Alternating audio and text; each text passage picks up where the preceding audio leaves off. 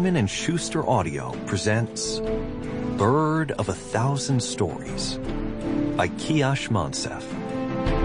Read by Nikki Masood.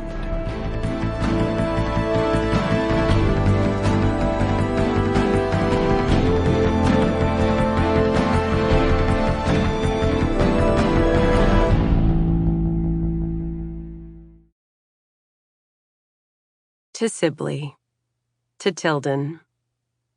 May your hearts always be full of adventure, and your adventures full of heart. Bird of a Thousand Stories. The Bird of a Thousand Stories. Once was, once wasn't.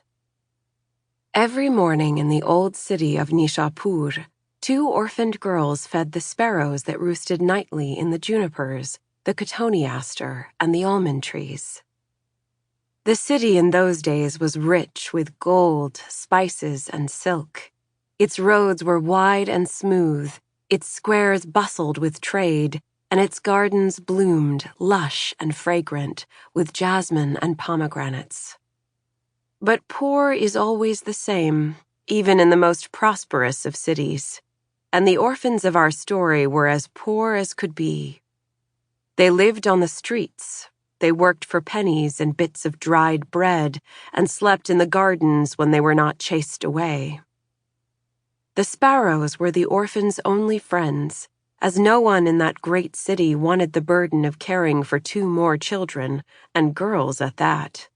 But the sparrows were grateful for the crumbs of bread and bits of grain that the orphans saved to share with them. And one day they showed their thanks by teaching the orphans the language of the birds. "Children," said the sparrows, "we thank you for your kindness, but we cannot bear your suffering any longer. You must seek out the Bulbul Hazar Dastan, the bird of a thousand stories. It knows everything there is to know, and it will reunite you with your families." Neither girl had any memory of their true families, nor had they ever dreamed of being reunited with them. All either one knew of their lives were the cruel orphanage where they had first met, and the harsh streets where they now lived.